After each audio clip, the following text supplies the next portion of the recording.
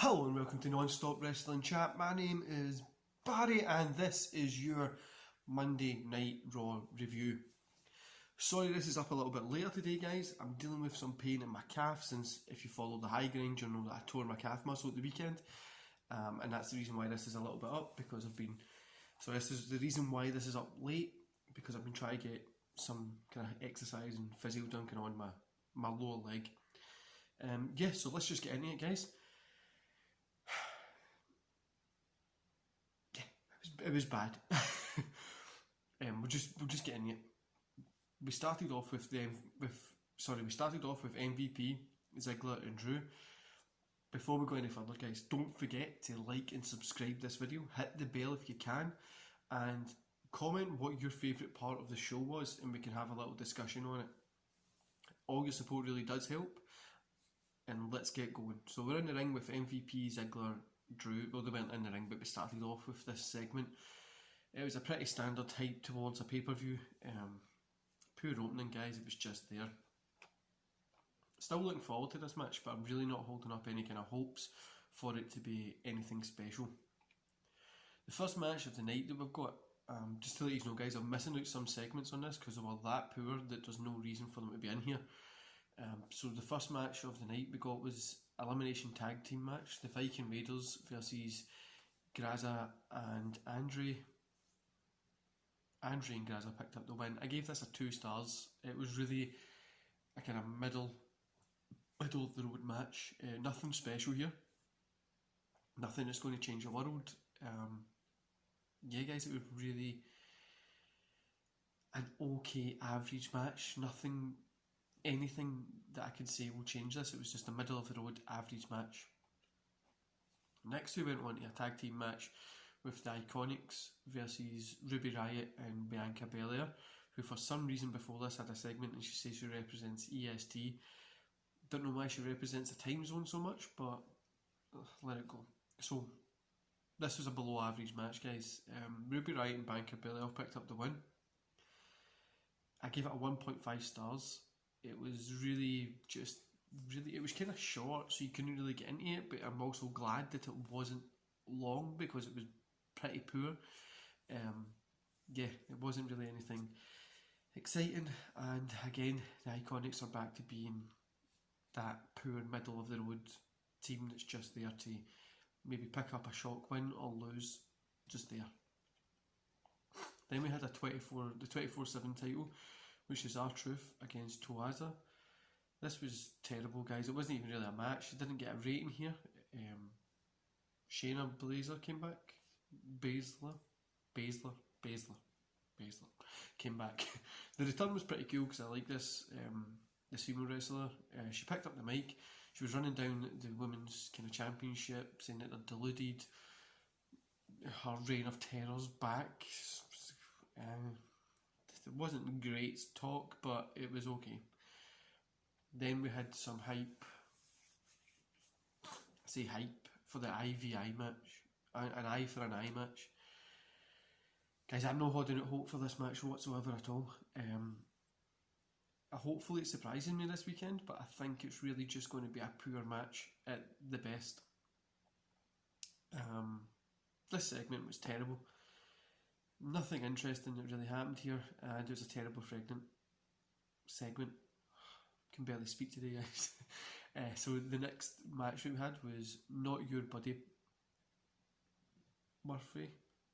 I forgot his first name. Murphy, we'll just say, against Black. Black picked up the win. I gave this 1 star. It was more of a segment, guys, than it was a match. It was a pretty waste of time being there, and for some reason these guys' matches just seems to just all blur together at some point. Then we had Kevin Owens versus Seth Rollins. Kevin Owens picked up the win. This was really a good match. I gave it 3 stars. Both these guys worked really well together, and I would say this was one of the highlight matches of the night. And it was a great, good, strong match. It was nothing really too exciting, nothing really too poor, just a great match on Raw for a change, and for this night really was a surprise. We had Mysterio on the mic, he says Rollins has crossed the line. He's crossed every line that he can cross. He went on to talk, and it just really wasn't anything interesting. I really don't. I'm really not looking forward to this eye for an eye match, and this hasn't even boosted my confidence for it at all either. I pretty much spent this, I've actually wrote this in my notes here, I was rolling my eyes during this segment. The next kind of bit was good, it was got Orton, Big Show, Flair, kind of promos. So Flair is in the back with Big Show talking to him, saying that out of Flair's 48-year career, he's known Big Show for 20. Big Show doesn't need to do this because he really can do Hollywood and wrestling at the same time. He's getting that Netflix money, so he could just leave. And I do like a little back and forth here. Orton really puts on a really good pay-per-view segment here. Really believable, really good. And then it leads into a match with R-Truth versus Randy Orton. Randy Orton picked up the win. I didn't give this a rating because it was just a total squash match. Also, why the hell is Truth on this card 2 times? So Orton was ready to punt Truth, and Big Show comes out and interrupts. Orton grabs the mic and says that he wasn't going to punt Truth anyway. This one is for the Big Show, and they set up a pay-per-view, set up a match, not at the pay-per-view, for the Raw after the pay-per-view. Why didn't they put this match on why didn't they put this on Extreme Rules? They had to do it the night after. I don't know why they didn't do it on Extreme Rules. Probably the both of them can't be bothered working a Sunday.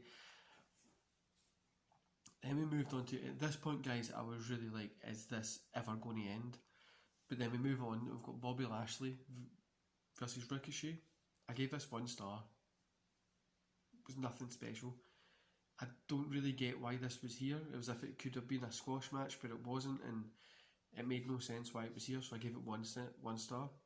The next match we had was Bayley and Banks versus the Kabuki Warriors.